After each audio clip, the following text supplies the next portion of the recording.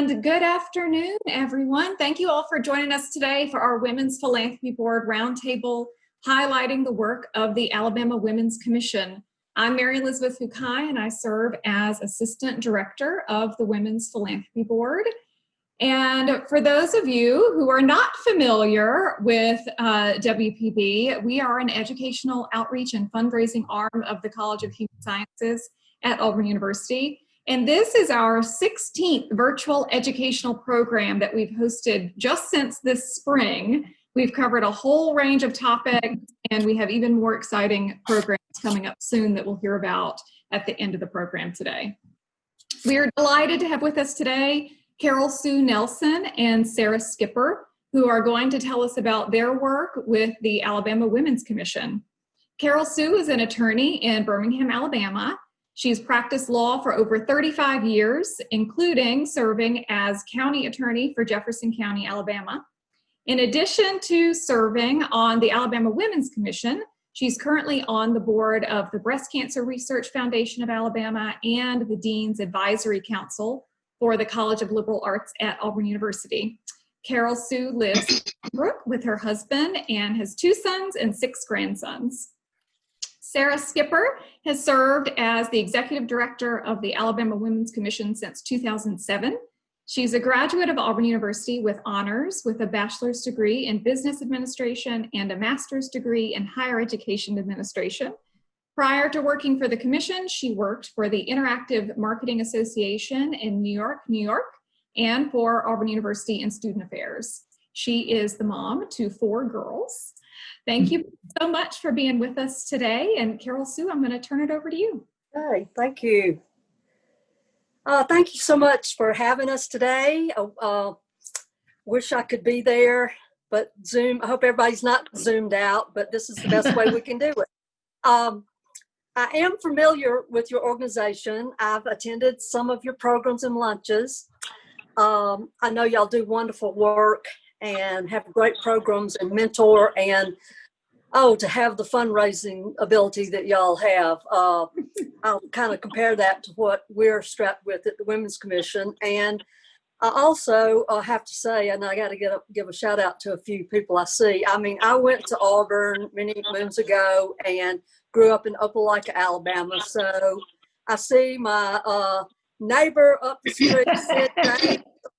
I actually used to babysit for her, but I don't want to embarrass her.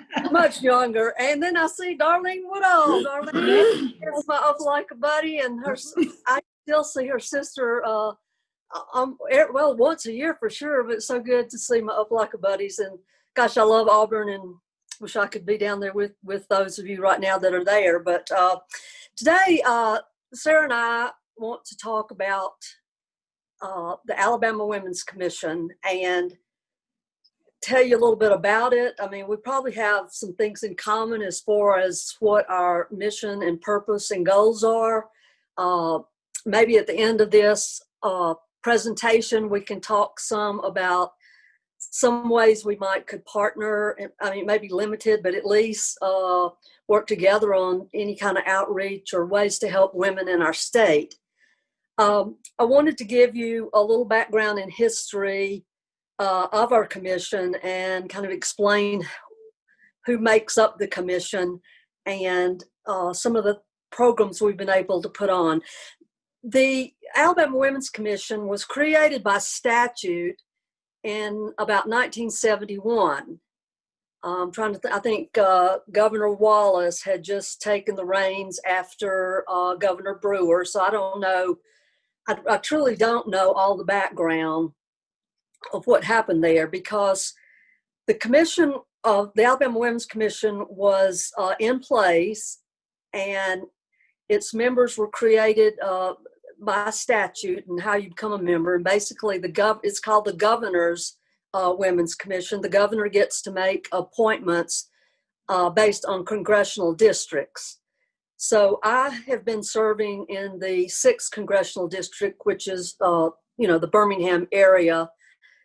But the commission, after it was first started in the 70s, it sort of faded away. And I don't really know why, but that's part of the history I'm going to give you, is how we sort of rebooted ourselves, and that was in like 2004 when Governor Riley was elected. So I don't know all the history of what the former commission did and what happened to them, but I can certainly tell you we've been going strong for the last 16 years. In addition to the ladies that are appointed, and I don't guess they necessarily have to be ladies, but we're all women right now that are appointed around the state by congressional district. There are also 3 at-large positions that the governor appoints. And then we also have input from the legislature. There are 3 House of Representative members and 2 senators, so a total of 15. So I know one of the questions will be, and don't mean to jump ahead, but how can you get involved? It's not like you just sign up and join. I wish it were more like that, but there are a lot of ways you can get involved, and we'll talk about that later. But I did want to explain a little bit how we were able to get going again. If you don't mind, just a little storytelling. Somebody was talking about telling stories, but I was practicing law in like early 2000s, and actually our group is nonpartisan, but currently lately we've had Republican governors, but I was working with the Riley group and practicing law. And actually, Bob Riley's daughter, Minda, was working as a young associate with our firm. And I had a group of, I've always been involved in bar activities and women's organizations and such. I was approached by a group of women. I guess they realized that Riley might win, and they wanted to know what we could do to get women more involved in both his administration as far as appointments, anything like that. So I worked with him and through Minda, and let me say, Miss Riley was a big help too. When he was elected, he immediately jumped on this. So let's see, that would have been about 2004. We got started. I mean, it was by the seat of our pants because we could hardly find records of what the old commission had done, but Governor Riley quickly appointed members to the commission. The legislature, bless them, gave us a very small budget, and we've sort of had a small budget to work with throughout these years, but at least we had some money. They gave us some office space in Montgomery to meet. We, I think, were then connected with the faith-based initiative program. And we sort of, like I said, went by the seat of our pants. We went back and we had a couple of attorneys, and of course we were looking at the exact wording of the statute and what our mission is. Well, our mission, oh man, it is so specific. It is to improve and advance the lives of women in Alabama. Of course, we all want to do that, but it was whether we did it through economic development, education, employment, health, legal rights, political participation, running for office, improving the quality of life for individuals and women's families. And so there we were. We had maybe $14,000. We didn't have a Sarah back then. She joined us in 2007, Sarah. Thank goodness she's kept us together. But we did our best. And like I said, I think because Governor Riley was on board and Mrs. Riley was real involved, she would host us at the governor's mansion. She really believed in this cause. She had started a program called PAL. It's like a parental action line that you could call with any issues regarding parenting or raising your children. So we also, again, had, I remember Susan Philippi from Auburn was from the Auburn district, and she wanted to get real involved. Well, we decided the only way we could do something is to raise a little money, and we could do that through putting on like some workshops and a program. But we said, how in the world are we going to do this? We're not a 501c3. At that time, we didn't have even any ability to raise funds or keep any funds separate, but we were able, I guess, through legal hurdles, to partner with a 501c3, and we had a big day at the Capitol, and we had Paula Deen come and speak. This was like about 2005. She, had was getting real successful then, but the whole, she's actually a very has a wonderful success story for women. She was a single woman, 2 sons. Her husband had divorced her. The only thing she could do was cook. And so in Savannah, Georgia, she and her son started this little brown bag lunch program, and she'd cook the lunches. They'd take them to the businesses in Savannah. And then when she spoke to us, she was really had, I think, moved on to be more of a, national presence that, even than she is now. I know she's had some issues, but I think she's still out and about, but very, very inspirational story. And so we had the big luncheon at the governor's mansion. We had our own Sister Schubert, Trisha Barnes went to Auburn from Troy, that started Sister Schubert's roles and that sort of thing. She did some workshops. It was kind of focused on women either in business or starting up their own business. So we were trying to focus on real positive things like that. And that turned out, it was a great success. We raised a little bit of money, and we were, of course, we wanted to be able to do something with that money. That was our purpose. And so we had, I think it's called HERO. It's Hale County Resource Group in Hale County. And we, I guess my Auburn connect, it's not just my Auburn connections, but others were Auburn. But I think the Rural Studio had been involved in building the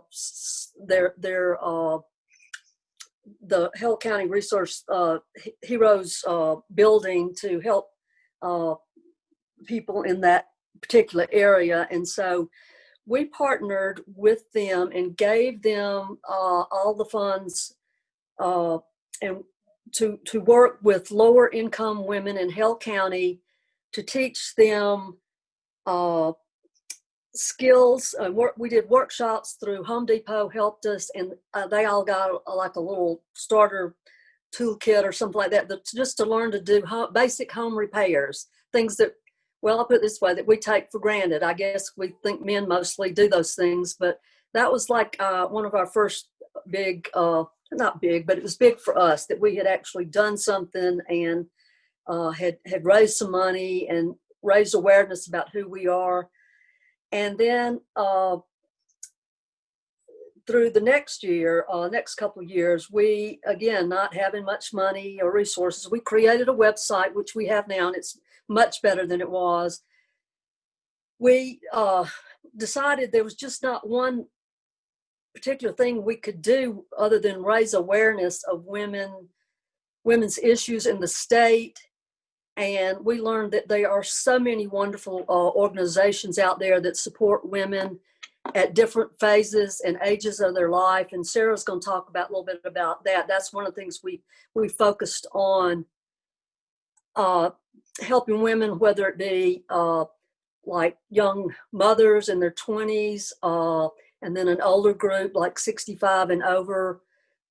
We've tried to focus on some financial literacy programs and have done that. But we figured with the small amount of funds we had and the few people that we had on our commission to just have sort of an outreach program and let people know, as many people know, about the different organizations and to help those organizations that could help others. So our next big project, a year later or so, we worked with the Montgomery United Way organization. There were a bunch of wonderful ladies down there that were involved in a 211 pilot project then. I think it's still alive and well. It's kind of like, instead of 911 calling for help, you can call 211 and be hooked up in your local area for social services. And that can include anything from whether you need clothing, shelter, food, some kind of rent assistance, or help with transportation or childcare. And all we could do. So Perry County at the time did not have the ability to afford the 211 operators. And so what they would do, I think I'm clicking here on the Perry County, we started them up with 211, and really the operators just the group, sir, and the United Way helped us primarily set up a data bank of all the resources in Perry County.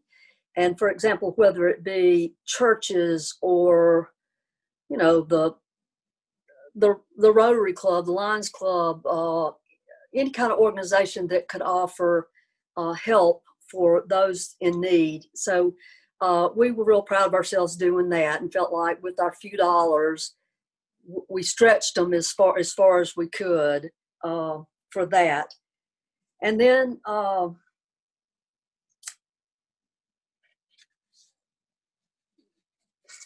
following that, Sarah's going to talk about some grants that we did, and actually worked through.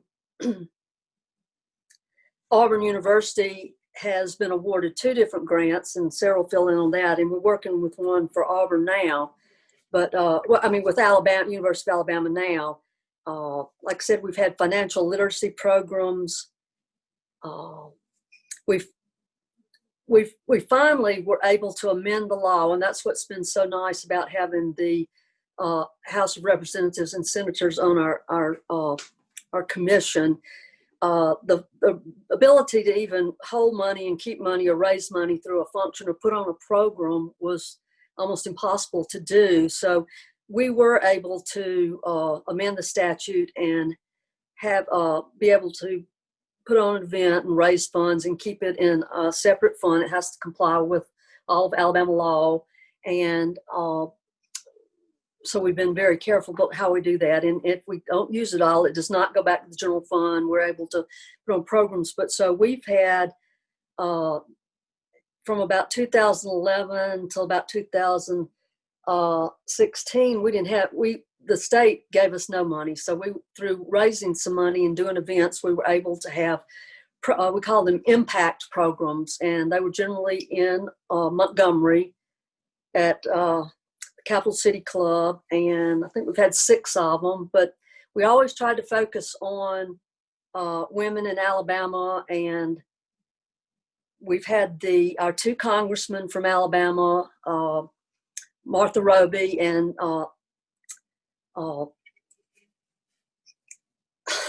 she's my law partners, Terry Sewell, come and speak to us.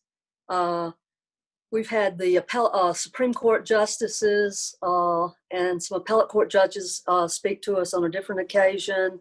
We've had Governor Ivey come to speak. And again, the women, we would just try to sell tables and get as many people as we could from many different organizations around the state to come visit. And all of these were well received and I thought very successful. And again, trying to make an impact for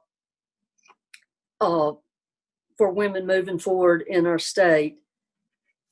Now, like I said, one more thing, we've had some like smaller network lunches around the state through regions, just again for different women's organizations to get together, get to know each other, to kind of better understand what each other's doing and ways we can help each other.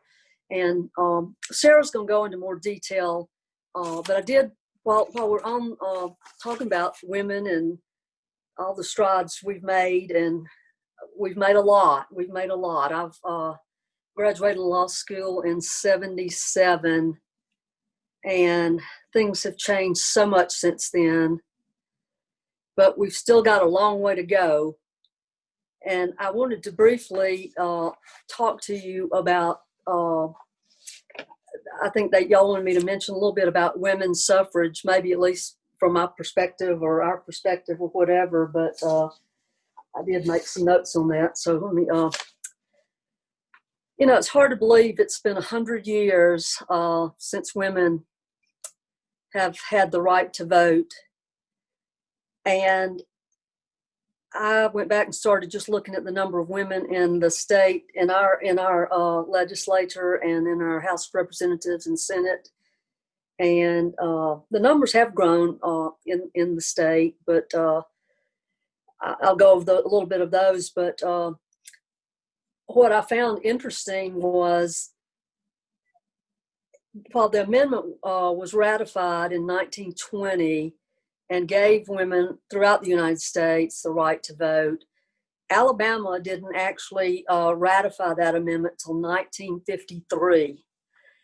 There was apparently a movement against suffrage in Alabama. They thought, by women, they thought women should stay home and take care of the house and raise children.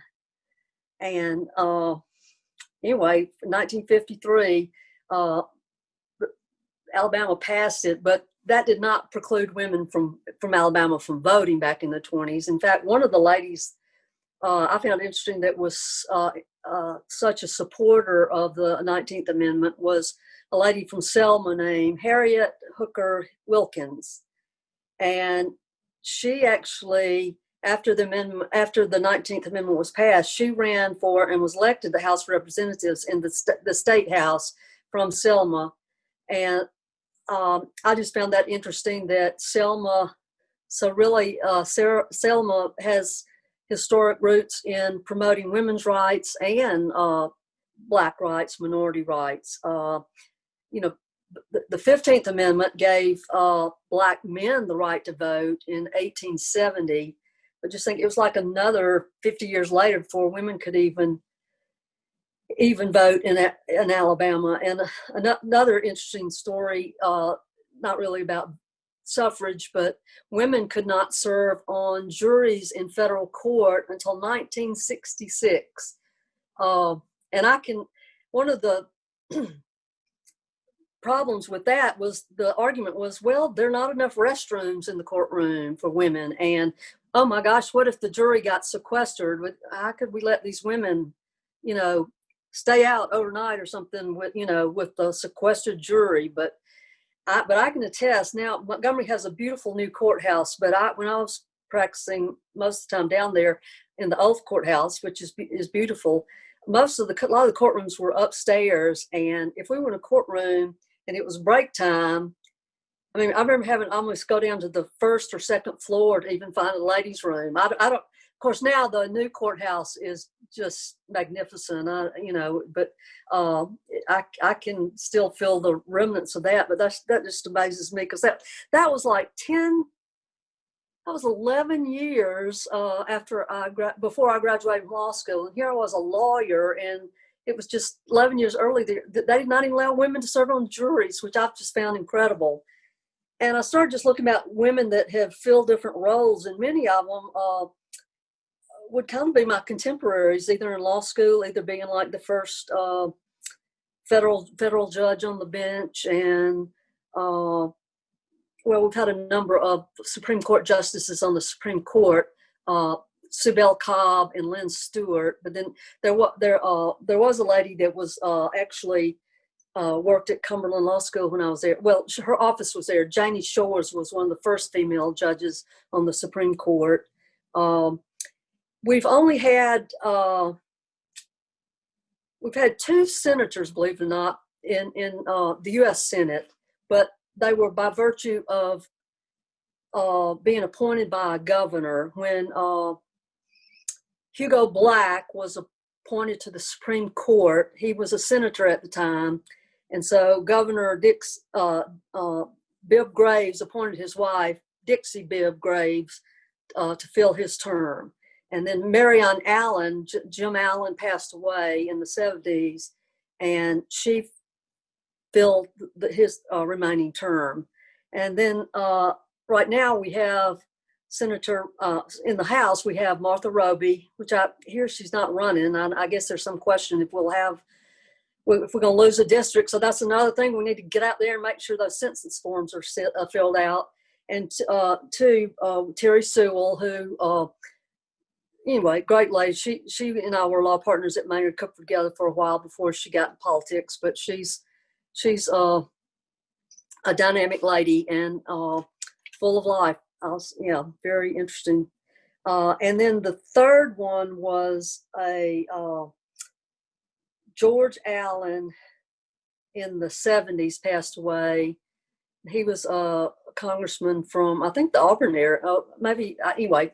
His wife filled his term, but otherwise, that's the extent in our U.S. Congress. But we've had our state house is about 20% female, and in the Senate there are only 4 of the 35. And we're lucky though that we have 2 of those 4 are on our commission. So when we think we don't have a lot of input or power, but power is not the right word, influence maybe. But when we have Priscilla Dunn and Marika Sanders, and I'm not Fortier, I think she's Hank Sanders' daughter.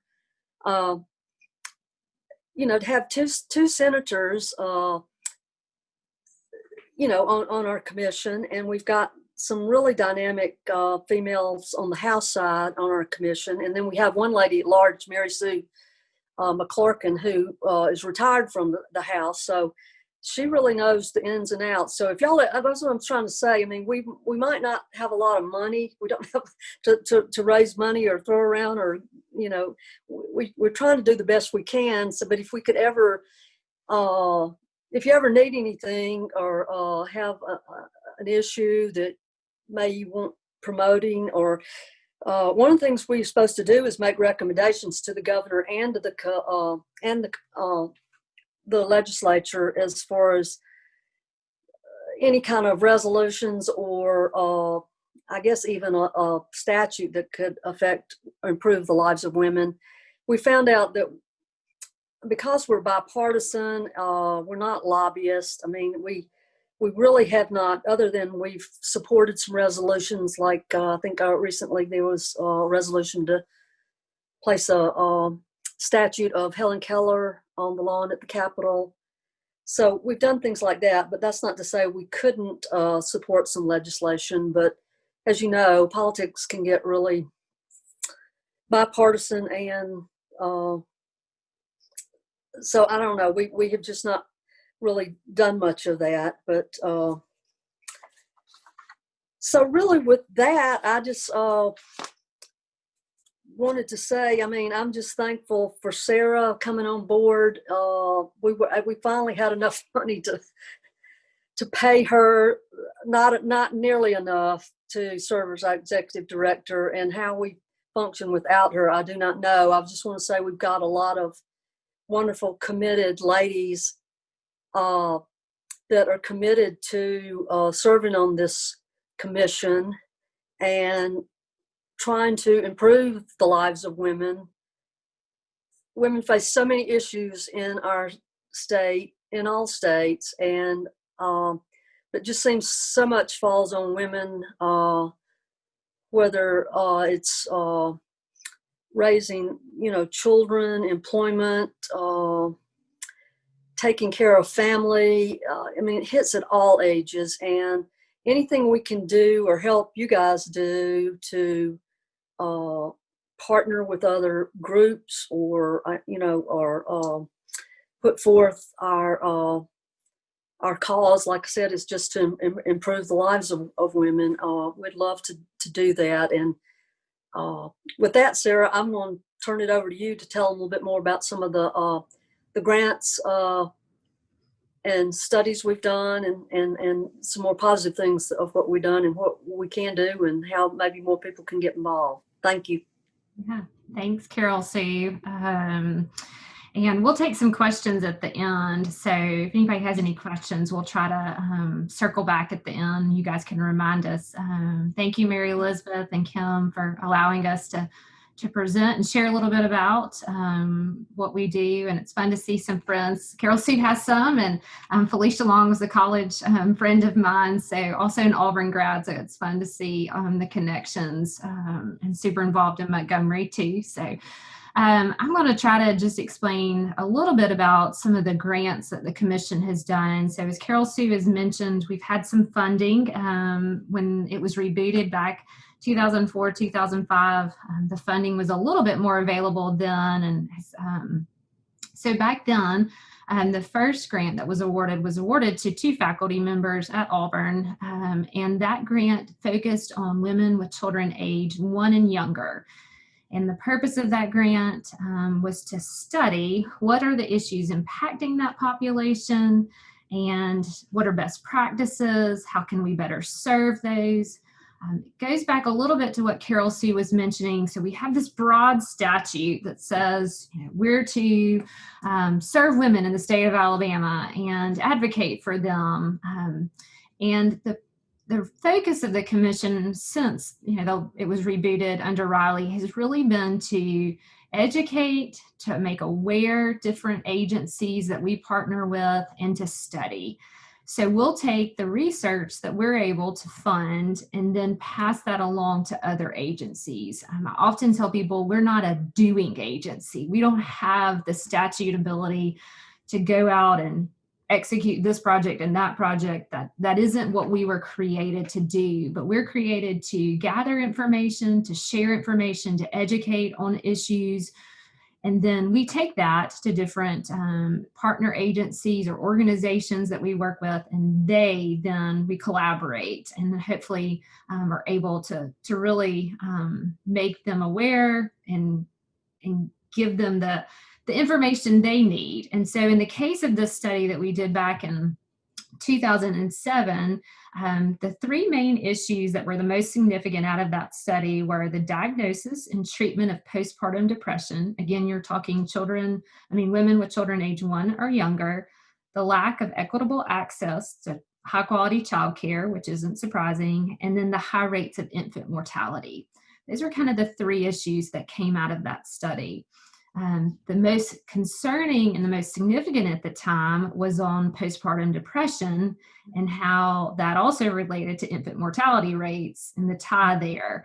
And so we, because of the way the statute's created, started partnering with the Department of Public Health. They have a women's health office, and also with the Medical Association in the state, and really making them aware of the research, trying to advocate for these women through doctors' offices, OBGYNs, presenting the data as many places and many conferences as we could so that the information was out there. Now, could we take it and go solve the issue of postpartum depression? That isn't what the commission is created to do, but we certainly are able to advocate and share. And so about 3 years later, we still had enough funding to issue another research grant, and we went to the opposite end. The commission voted to study what are the issues impacting women age 65 and older, and how is the state serving that population? What are best practices for serving that population? And so that was a real interesting study. All of these reports are on our website, so you can access both of these if you wanted to read the whole study and all of the results of those studies. But this one, the biggest issue really was the lack of resources coming. So it wasn't necessarily in this population. So again, this was 10 years ago, 2010, when this study was done. You're studying at that time the generation that was in the Depression. So when we asked them questions, they would be like, oh yeah, we're good, we're great, because to them, they had what they needed.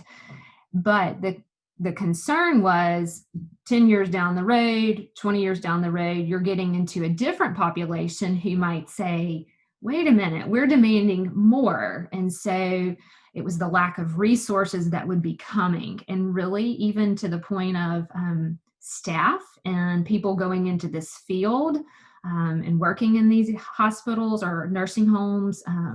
So that was kind of the biggest highlighted challenge, was more forward thinking.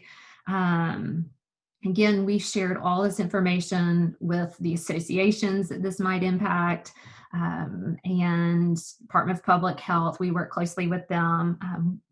I guess the only other thing that they really that came out of that study was, understanding how all these entities worked together, and that they were really collaborating, that nursing homes and healthcare facilities for this age population were doing a great job with the resources they had. They were being effective, but the concern was long-term. How long were they going to be able to sustain that? Because the population is much greater now in that age group than it was 10 years ago.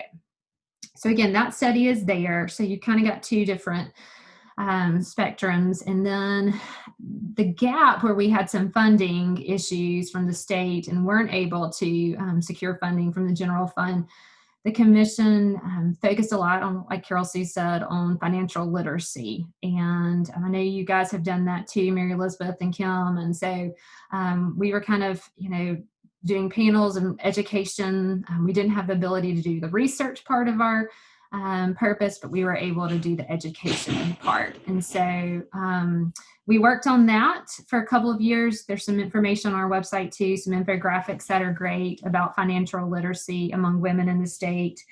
And our current research project that we're doing that we were able to award, I guess, about a year ago, pre all of the pandemic, and you'll understand when I tell you a little bit about this project, but it was awarded to the University of Alabama. They received the grant through an RFP process for this particular project. And this name, I'm going to read the name of the title of the research, the effect of parent technology use on parent-child interactions and child development outcomes. Basically, what we're studying is there's a lot of research that exists right now on how technology impacts children or teenagers or social media impacts, but there's a huge gap in the literature on how a mother's use of technology impacts a child's development. And so that is the research that's being done. The problem became when every mom in America went home to work and had to use technology from home.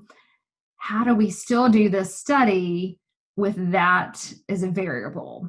And so we've had to make some adjustments to that study, but they're studying 100 different mother-child relationships. They are given a box and of objects that's the same, and they're recorded, and they're watching for the child's behavior, the mother's cues that they're giving, and we're hoping to have all of that research to see what that presents in the spring of next year. So sometime in February, March, we're hoping that research study will be done. Again, we've had a lot of changes, as everybody has, and how that's going to be conducted, but we're excited about what that research shows and in the impact it can have, not only for the state, but really nationally too, how that gets added to the literature.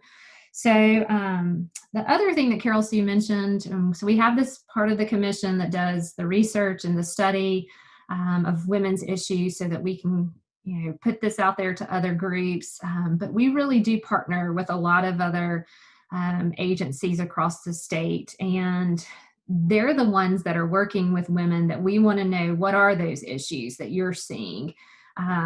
You're on the ground interacting, and what are those? And we do some networking events with those agencies where we're collaborating or we're just having conversation and dialogue about what it is. So I'm going to give you a few examples just because I think this is an interesting thing to know. So right now, the conversation is about how is the pandemic affecting women in our state? And what does that look like? So take the Alabama Coalition of Domestic Violence. So in our conversations with them, what are you seeing, or what are the biggest issues impacting women because of the pandemic? And you could guess a lot of these. One that I had not thought of, and the governor actually just awarded some funding to help the coalition with this issue. But because of social distancing, most of your women's shelters are at capacity. And so they're having to put women in hotels. Well, the funding for those hotels and for these shelters is already so tight. So I think it was last week that the governor awarded some additional funding to them, and that is what they intend to use it for, is to continue to house these women who are stepping out of a domestic violence situation. And so that's one of their biggest issues right now, is because of social distancing, they're at capacity in all of their shelters. Of course, you can imagine employment, financial issues, trying to connect domestic violence survivors to employment opportunities will always be something that's huge for them. Then childcare and having kids quarantined or not even in-person school are the biggest issues affecting those women that they're seeing. Then you go, Carol Sue mentioned that Mrs. Riley had started what we call the Parenting Assistance Line, or PAL, and their call volume has increased 70% since the pandemic, because so many parents, moms, are calling, and you can just call this line and really talk through issues that you're having as a parent with your kids. And that it's through the University of Alabama's Child Development Resource Center, which is a great resource. And so that is an available resource that is certainly being tapped.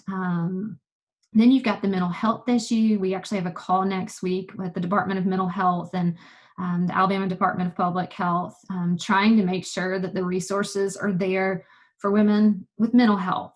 There's a study that came out by the CDC in August of this year, and I'll try to link this on our website later today, but it says that 40.9% of respondents in this particular study reported at least one adverse mental or behavioral health concern. We're talking depression, suicide rates are through the roof. In the population that it's impacting the most, which would be interesting to you guys there at Auburn, is the 18 to 24-year-olds. And that's where they're seeing the most impact in mental health concerns. Now, there's another study that I actually just saw that goes the age range goes a little further than just 18 to 24-year-olds. But the interesting part of the study too, it said symptoms of anxiety disorder or depressive disorder increased compared to April to June of 2020. So obviously we can imagine that that would be the case, but how do we as the commission get involved in that issue? And so our job then just becomes to make sure that agencies are collaborating, that the issue is brought to the forefront. How do we talk about strengthening financial resources for women, telemed, telehealth issues? I know the Department of Public Health, they're trying to move so much of what they do to drive-in clinics and telemed. So those are all issues that we just try to keep at the top of conversation and work with these other agencies across the state that do a great job and serve these women already. Yes, Carol Sue's right. We can't financially support all of them. We wish we could, but we can give them the research and the tools and be a part of those conversations, because we do have 5 legislative members that get to hear from these agencies and hear what are these issues these women are facing. So of course there's a lot more that we could go through, but those are just a couple of examples. So the question always is, how do you get involved? I get a lot of calls and conversations about how do you get involved in the Women's Commission, and like Carol Sue said, this is appointed by the governor. So the first place for people to start is to call the governor's office of appointments. And you can call them. They actually have appointments to all kinds of boards and commissions across the state. And you can have a conversation with them about what you're interested in and how you would need to go and put your name in that pool so that when appointments are made, you are considered. So there's a whole office that does that. And we don't currently have any vacancies on the commission right now. All of our congressional district seats are filled, but sometimes that changes. And so it's always good just to put your name in. And if a vacancy became available, then they certainly would consider that, as they make all the appointments. Carol Sue is an emeritus member, but none of us have anything to do with that. That's all done by the governor's office. We just receive the name of the person who's been appointed. So The other way that you can get involved or encourage people to get involved is there is a junior commission, a junior group that was established a few years ago by the Women's Commission. These are women age 40 or younger that want to be a part of the conversation and the work of the commission. It's done by application, so it doesn't involve the governor's office. So if you know women who are interested in being a part of that, we do applications every 2 years, and you would just need to contact me, and I could certainly get you an application and tell you when that next cycle comes along. So that's a great way for younger women to get involved in the work. Events that we do, the impact event is a great way. All of our meetings are virtual now. Although they were always open to the public, they are open virtually now to the public, so you can jump in a meeting at any point.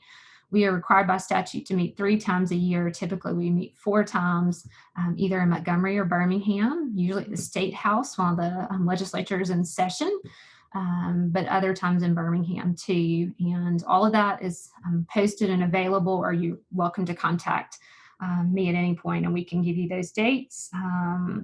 And then all these organizations that I mentioned, whether it's the Coalition Against Domestic Violence or mental health, or there's a lot of great business resource centers throughout your communities. And those are great places to get involved too, that really are the ones serving women. We're the ones advocating and making sure those issues are at the forefront, but they're the ones doing the interaction with these women in these different situations.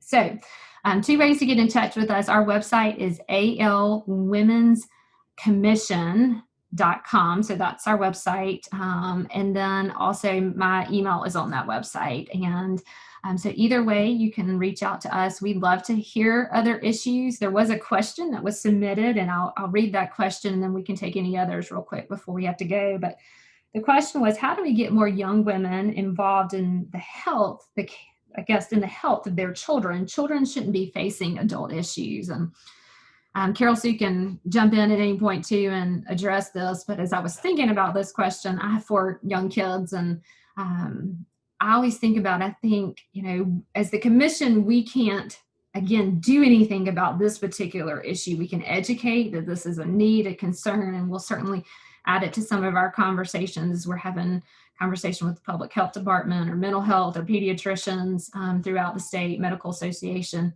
But I always go back to, if a mom is taking care of herself, then it's a lot easier to take care of your children. And so our job as the commission is to make sure that women are taking care of themselves and have the resources they need, and mental health, to be able to access those needs, or financial or domestic violence. So I think if we're able to advocate for those things, then hopefully they can then take better care and be more involved in the care of their children. Some of us, some days I do really well at that, and some days I'm really bad at it. So I think it depends on how well I'm taking care of myself. So I think we will certainly add that to our conversation, though, with the groups that we interact with, and put that as a concern on the table. But that's kind of my response to that question. So any other questions, Mary Elizabeth, that we need to try to answer? We haven't had any come in through the chat. So y'all can either, call them out or type them in the chat, and I'll read them out loud for you. Hey, Carol, see, you're muted.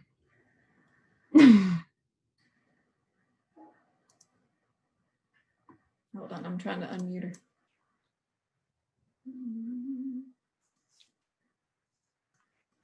Mine muted now? You're good now.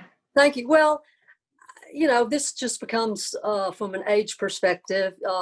You could be my daughter, and I've got like 6 grandchildren here in town, but sometimes I look back thinking, how in the world did I raise children and practice law? And a lot of you that are my age are probably saying the same thing. But I really try to make a point to, especially through this COVID and all this uncertainty, and children are apprehensive. But I try to I mean, I don't have a set babysitting time or anything, but I just try to be supportive of my grandchildren and my daughter-in-laws. I try to just make myself available, whether it's to help with the kids or getting them to practices or whatever, and let the parents get out and maybe just have a date night or something. Because you're right, taking care of yourself and having your own, mental health in good shape makes you help with your children. And I just am a believer in try to, keep positive, calm, life, and not just freak out about all this, and just try to give the best balanced life you can give the kids. Anyway, and can I say one other thing? I meant to. I am emeritus now. I meant to say that I rolled off. Meaning I have. I decided I had so many other things going on, including other projects and grandchildren and stuff like that. But anyway, I'm rolled off of the full-time commission. I'm emeritus, but I did want to give a shout out to my replacement, who the governor selected her. She's an Auburn graduate, Catherine Green Robertson. She's originally from Selma, but she is the chief counsel for the Attorney General for the state of Alabama. So that's just another example of somebody that's on our board, on our commission, that has a very responsible position, and I'm just real proud of her, and to see that we're, of these Auburn women too. So just want to say that. Thank you. Thank you. Carol Sue, how did you, or why did you decide to go into law just 11 short years after women were allowed on juries? Well, obviously, I didn't know that fact probably coming along about the juries, but it's just something I had wanted to do. I grew up in a sort of a competitive environment in Opelika, and lived on the street with mostly boys, and they were all the Piedmont Gang was what they were called. And before that, I lived on 10th Street, Sid, but Crawford Melton and Crawford Tatum, and the football coach was next. Anyway, I just thought, well, they're going to want to go be professionals. I want to be one too. And actually, I did have a great grandfather that was a lawyer, so I just wanted to do it. I was in political science and at Auburn, and pre-law. I don't even know if they called it that then, but it's just something I really wanted to do, and I stuck to it. And there were more obstacles then. I mean, there were maybe 10% of my class, if even that much, were women. Now it's over 50%. But I got out. I clerked for a federal judge. That he was sort of been my mentor. And I just found out that through hard work and perseverance and commitment and doing a good job, I never really felt challenges. I mean, there are always some, but I just think now for women, there's so many opportunities that, there are a lot of issues too, but I mean, a woman can do pretty much what she wants to if she can put her mind to it. It's pretty awesome. Thank you. Thank you. Sid in the chat asks if there are other similar women's commissions in other states, and which ones, if so, do y'all connect with and or emulate? Yeah, the answer is yes, but I'm going to let Sarah speak to that, because we actually used to go to some nationwide conferences. Sarah, did you attend those, didn't you? Or some? Yeah, so there are other commissions throughout the state. Texas has a great, strong commission. Florida actually has a great commission too. And it's fun to see the work that they're doing and how it parallels There is a National Association of Women's Commissions. Some even cities, larger cities, have women's commissions that are the mayor appoints. So a couple of cities are part of that National Association. But that association has struggled financially as well. So they haven't done some meetings nationally in a while. But yes, we have collaborated with them. We reach out to them occasionally. And I know with some of the financial literacy, I had reached out with Florida and we do some interaction.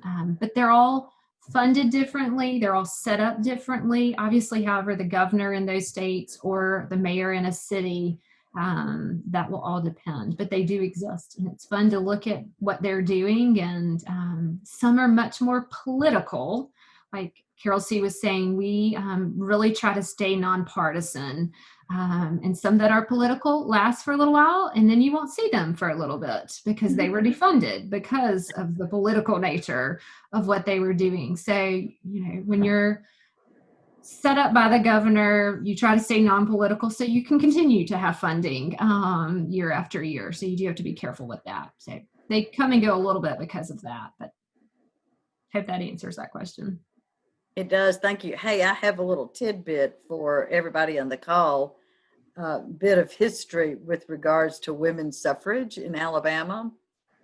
You all know that we're at the Halliday Carey Pick House in Auburn, and it was the home of Dr. Charles Allen Carey and Mrs. Emma Heck Carey. And Ms. Carey was an original suffragette in Alabama. She actually marched on the Capitol steps in Montgomery, rallying the vote for women. And when we moved in to the Carey Center, believe it or not, I found her first poll tax receipt for $3.60. Oh, wow. Yeah, kind of crazy, but she paved the way for a lot of Alabama women to vote. So when you think about the Women's Philanthropy Board being in Miss Carey's home and all of that, it stacks up nicely for women in our history in Alabama. And if you haven't followed, the Alabama Department of Archives has been doing a great job on social media, and I'm not sure about their website, but telling the stories of these women. So if you are on social media, there are just some great, very inspirational, but great history involved in what they're doing too, and telling the stories of these women. So they're hoping to do some more events. I know Mary Elizabeth and I had kind of talked a little bit about this, but all of their events got postponed. They had all these great plans for 2020, like everybody else did, but they're trying to circle back, and their folks are trying to get those hopefully to happen at some point. But they do have a lot of information online in the meantime. Very cool. We need to get that receipt framed and hang it up at the Carey Center. Make it a focal point when people come in. Does anyone else have any questions?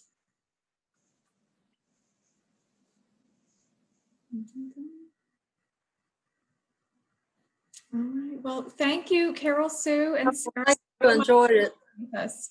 This was fantastic, and something that, you know, I've lived in Alabama all my life, and I'm so glad to learn about this. So thank you all so much for sharing. And I'm going to turn it over to Kim to close us out.